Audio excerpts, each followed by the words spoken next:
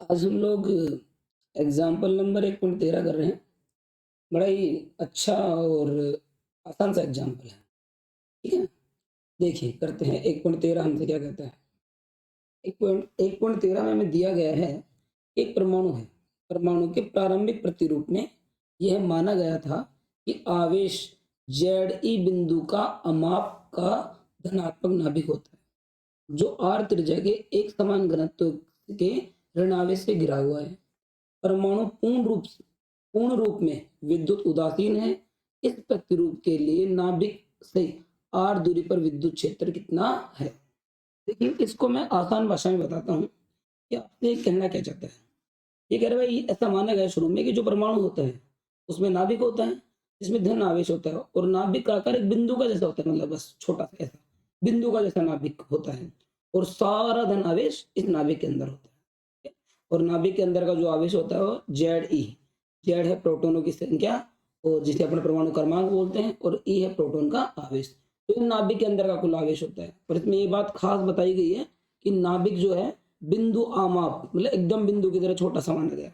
ये शुरू शुरू की बात है, ठीक है। और बाकी जो ऋणावेश है वो संपूर्ण परमाणु में, जो संपूर्ण परमाणु है जिसकी त्रिज्या जो भी कुछ है उसमें समान रूप से वितरित है, समान रूप से बटा हुआ है। जैसा कि क्वेश्चन में कह रहा है कि उसकी त्रिज्या कितनी है, आर त्रिज्या के एक समान घनत्व के ऋणावेश से घिरा हुआ है। चित्र में दिखाया गया है ये नाभिक है, जिसमें प्लस ये जेडी आवेश है प्लस, और ये सारा जो ऋणावेश है पूरी तरफ से घिरा हुआ है। और ये जो नाभिक है ये बहुत छोटा है। एक्चुअली आपको आप थोड़ा दिखाने के लिए इसको बड़ा किया गया है, बाकी मान के चलते हैं कि नाभिक बिंदु का जैसा एकदम छोटा है। ठीक है, चलिए शुरू करते हैं। और जो ये पूछ रहा है कि इस प्रतिरूप के नाभिक से आर दूरी पर विद्युत क्षेत्र, आर दूरी मतलब एक तो ये आर दी गई है जो कि नाभिक से बाहर है, मतलब सॉरी परमाणु से बाहर है, और एक ये आर है जो है परमाणु के अंदर। दो जगह पता करना है, एक परमाणु के बाहर और एक परमाणु के अंदर। देखिए पहले बाहर पता करते हैं। देखिए मान लीजिए ये आपका वही एक परमाणु है और ये नाभिक है। ये मैंने आपको दिखाने के लिए इस नाभिक को थोड़ा बड़ा बनाया है, बाकी एक्चुअल में नाभिक बहुत छोटा है। ठीक है, एकदम बिंदु का जैसा, और ये ऋण आवेश से समान रूप से बटा हुआ है। अब ये कहते हैं कि नाभिक तो पूरा परमाणु पूरा उदासीन होता है। इसका मतलब जितना नाभिक के अंदर धन आवेश है उतना ही सारा क्या है, ऋण आवेश। तभी तो टोटल जीरो होगा। ठीक है, तो मतलब परमाणु जितना जेडी मैंने अंदर दिखाया है उतना ही मैंने ऋण आवेश बाहर चारों तरफ दिखा दिया। तो मैंने ऋण आवेश को भी क्या बोला है, जेडी। परिमाण में दोनों बराबर हैं, प्रकृति दोनों की अलग अलग है। परमाणु की दर्जा मैंने आर ले ली, और मान लीजिए इस केंद्र से बाहर आर दूरी पर एक बिंदु पी है। इस पर आपको इस विद्युत क्षेत्र आपको ज्ञात करना है। देखिए करते हैं। इसके लिए हम लोग क्या करते हैं, वही गाउस का नियम लगाना है। तो हम क्या करेंगे, यहाँ पर बिंदु पी पर जहां पर विद्युत क्षेत्र ज्ञात करना है उसके लिए गाउस से पृष्ठ की कल्पना करेंगे। ये जो मैं बना रहा हूँ ये गाउस से पृष्ठ है, हमने बना लिया गाउस से पृष्ठ। ये गाउस से पृष्ठ है, ठीक है। और इस पृष्ठ के लिए अपन गाउस का नियम लगाएंगे। फॉर्मूला अगर याद हो तो ये है E dot D S cos theta equal to sigma Q upon epsilon naught. ये गाउस का, ठीक है, गाउस के नियम में अपन ऐसे लिख सकते हैं। अब यहाँ से सिग्मा क्यू जो था वो होता है गाउसी पृष्ठ के अंदर का आवेश। तो देखिए सिग्मा क्यू कितना होगा। पहले बात तो गाउसी पृष्ठ देखिए, ये गाउसी पृष्ठ है पूरा का पूरा बाहर वाला, जिसको मैंने डॉट डॉट से दिखाया है। अब इसके अंदर कुल आवेश देखिए, धन आवेश कितना, जेडी प्लस जेडी, धन आवेश प्लस जेडी, ऋण आवेश माइनस जेडी। तो कुल आवेश कितना आएगा, जीरो। यानी सिग्मा क्यू कितना है, जीरो। गाउसी पृष्ठ के अंदर कुल आवेश जीरो है। अब जीरो है तो देखो क्या हो जाएगा, ई डी एस कोस थीटा, और आप यहाँ लिख दीजिए जीरो अपॉन एप्सिलॉन नॉट, तो इक्वल टू आ जाएगा जीरो। और यहाँ सारा करेंगे, जब इसके इक्वल टू जीरो हो गया, E D S cos theta equal to zero, तो इसका मतलब ई बराबर भी कितना है, जीरो। इसका मतलब यहाँ से भी ऐसा लिखा जाता है, इसका मतलब है कि ये और ये इन तीनों का गुणा क्या है, जीरो। अब डी एस एक सतह पर क्षेत्रफल होता है अल्फा, अपन यहाँ पर बना सकते हैं। जब भी किसी पर कहीं पर आवेश हो, जो आवेश निकलेगा वो यहाँ पे जो थीटा का मान है वो कितना होगा, हमेशा 0 डिग्री। इससे निकलेगा तो आवेश एकदम सीधा निकलेगा, आवेश सतह से एकदम सीधा निकलेगा। ऋण आवेश चारों तरफ, तो किसी गोला, अगर कोई गोला और उसको अगर आप आवेश दे दो, ऋण आवेश या धन आवेश, तो इससे जो आवेश है वो हमेशा इस तरीके से निकलता है। तो इस सतह पर अगर विद्युत क्षेत्र हो जाएगा तो ये जाने के चांस है। इसका मतलब थीटा का मान, मतलब ये होगा तो मतलब थीटा का मान 0 है, यानी थीटा का मान कभी 90 नहीं हो सकता। तो ना तो ये 0 है ना ये जीरो है, तो फिर इसका मतलब कौन जीरो है? ई जीरो है।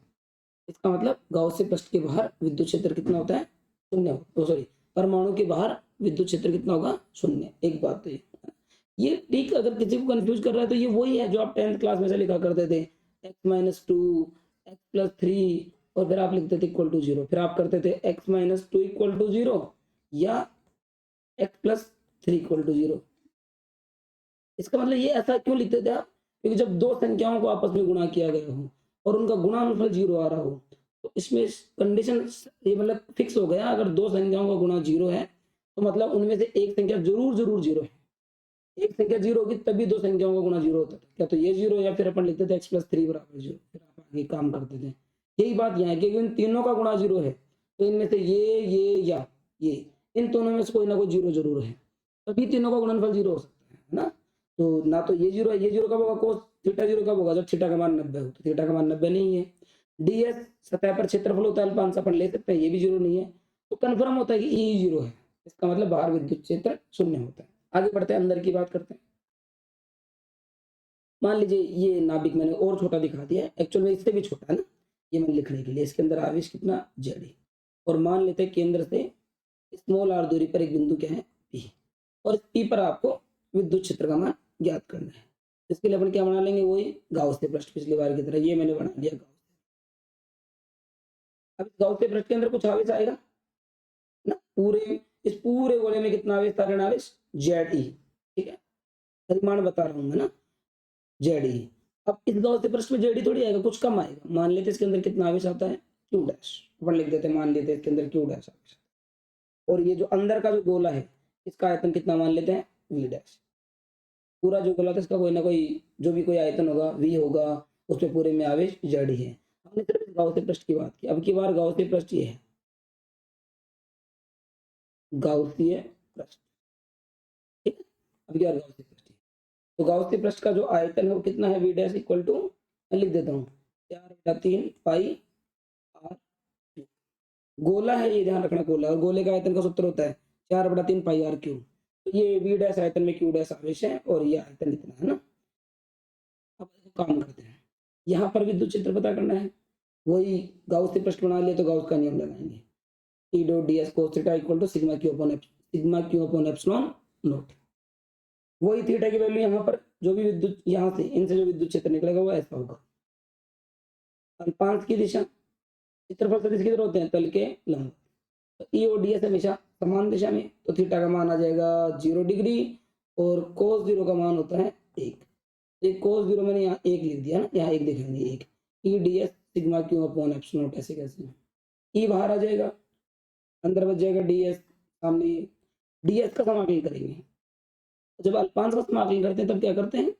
जहां पर आपने अल्पांश लिया है समाकलन करो तो पूरी की पूरी चीज आ जानी चाहिए। जैसे आपने ये जो अल्पांश ds है ये इस छोटे वाले गोले की सतह पर दिया है, तो आप समाकलन करो तो पूरी सतह आ जानी चाहिए। और गोले का जो पूरी सतह होती है उसका क्षेत्रफल होता है 4πr²। तो मैंने लिख दिया 4πr²। ये जो 4πr² है किसका मान है? ये इस ds का मान है। इस ds का मान होगा 4πr²। ये लिख दिया ऐसे कैसे? अगले स्टेप में 4πr² को इधर भेज दिया, तो ये इधर चला जाएगा 4πr² एप्सिलॉन नॉट पहले से था और इनटू सिग्मा क्यू, ये सिग्मा क्यू जो यहाँ लिखा, तो आप इसको ऐसे लिख दीजिए या फिर आप चाहें तो इसको ऐसे भी लिख देंगे। अब सिग्मा क्यू क्या है? सिग्मा क्यू होता है गाउस के पृष्ठ के अंदर का आवेश। ठीक है, देखिए गाउस के पृष्ठ के अंदर का आवेश कितना है। सिग्मा क्यू ये है आपका गाउस के पृष्ठ, इसके अंदर एक तो कितना आवेश है? जेड ई नाभिक का, ठीक है। और दूसरा ऋण आवेश कितना है? Q dash. तो ये ऋण आवेश है, ये धन आवेश है, टोटल क्या होगा? इसमें से इसको घटा देते हैं, है ना। तो जो धन आवेश है वो तो जेड ई, और माइनस जो भी इसमें ऋण आवेश होगा, जो अपन ने गोला बनाया इसमें जितना भी ऋण आवेश आया है इसको मैंने क्या नाम दे दिया? Q dash. नहीं पता कितना है, क्यू डैश निकालेंगे हम लोग। तो इस गाउस के पृष्ठ के अंदर का आवेश होगा Z E minus Q dash. ये कुल आवेश है, माइनस क्यों कर रहे हैं? क्योंकि क्यू डैश माइनस का है, ये कुल आवेश है। ठीक है, अब क्यू डैश का मान हमें निकालना और हमारे आंसर आ जाएंगे। देखिए क्यू डैश का मान निकालने के लिए क्या करेंगे? क्योंकि संपूर्ण जो आयतन था, संपूर्ण आयतन मतलब इस बड़े वाले गोले का जो आयतन, ये बड़ा वाला जो पूरा पर जिसको अपन परमाणु बोल रहे हैं, इस परमाणु का जो आयतन है वो कितना है? 4πr क्यूब, क्योंकि उसकी त्रिज्या कैपिटल आर है। इसमें कुल ऋणावेश कितना है, जेड ई। हम परिमाण की बात कर रहे हैं, माइनस नहीं लगा रहे ना, बस हमें पता है ऋणावेश, हमने लिख दिया ऋणावेश है। तो ये संपूर्ण आयतन है 4/3 पाई आर क्यूब में कुल कितना ऋणावेश है, जेड ई। एकांक आयतन में कितना आवेश आएगा बताइए, इसका इसके अंदर भाग चला जाएगा, है ना। ये ठीक उसी तरीके से जैसे कई बार मैं बोलता हूँ कि चूंकि 10 केड़े आते हैं 100 रुपए के, इसलिए एक केड़ा आएगा 100/10 का। वही काम इधर है कि 4 पाई आर क्यूब में कितना ऋणावेश, जेडी, तो एक में कितना आएगा, जेडी बटा 4 पाई आर क्यूब, 3 ऊपर चला जाएगा, ये आवेश का माना जाएगा, एकांक आयतन है। अब हमें कितने आयतन में पता करिए करना है, देखिए हमें तो इस आयतन में चाहिए, इतने इतने में, जो कि कितना है 4/3 पाई स्मॉल आर क्यूब। तो 4 पाई आर क्यूब में इतना, एकांक में आएगा इतना, और हमें कितने में चाहिए 4/3 पाई स्मॉल आर क्यूब आयतन में आवेश। इससे गुणा हो जाएगा, वही 10 केड़े 100 रुपए के, 1 केड़ा 100/10 का, और आपसे कोई पूछे 3 केड़े तो आप लिखोगे 100/10 गुणा 3। कोई बात ऐसे कैसे, इसको इससे गुणा कर देंगे, इसको गुणा करेंगे तो यहाँ से गुणा करेंगे आप लोग इसको, तो आप देखोगे 4 पाई से 4 पाई कट जाएंगे, 3 से 3 कट जाएगा, आपके पास बचेगा जेड ई ऊपर और एक आर क्यूब, और नीचे बचेगा कैपिटल आर क्यूब, ठीक है। तो ये क्यू डैश का मान आ गया, क्यू डैश का मान वहां रख देंगे जहां आपने सिग्मा क्यू लिखा था, ये यहाँ पे सिग्मा क्यू हम लोगों ने यहाँ लिखा था ना, सिग्मा क्यू हम लोगों ने यहाँ लिखा था, सिग्मा क्यू था Z E minus Q dash. तो देखिए sigma Q Z E minus Q dash, Z ई ऐसे कैसे, क्यू डैश का मान आया है Z E R cube upon capital R cube, ठीक है। ये जो क्यू डैश सिग्मा क्यू का मान है, ये हम रख देंगे समीकरण नंबर 1 में। समीकरण नंबर 1 हम इसको नाम दे रखा है ना, हमने समीकरण नंबर 1 इसको दे रखा है। चलो समीकरण 1 से, ये था समीकरण 1, मैंने दोबारा लिख दिया। ये सब ऐसे कैसे, सिग्मा क्यू का मान हम लिख दिया, सिग्मा क्यू का मान हम लोगों ने लिख दिया Z E minus Z E R cube upon R cube, ठीक है। यहाँ से हम चाहें तो इस आर स्क्वायर को अंदर भेज देंगे, तो ये ऐसे आ जाएगा, नीचे लग जाएगा इसके। अगली बार देखें तो इस आर क्यूब स्क्वायर से ये एक क्यूब कैंसिल, ऊपर आर अपॉन आर क्यूब, और यहाँ ये ऐसे, और इन दोनों में से भी जेड को क्या ले लिया बाहर। फाइनल आंसर आ जाएगा E equal to Z E upon 4 pi epsilon not into या कोष्टक 1 upon R square minus R upon capital R cube. ये आंसर है। आई होप आप लोगों को समझ में आया हो।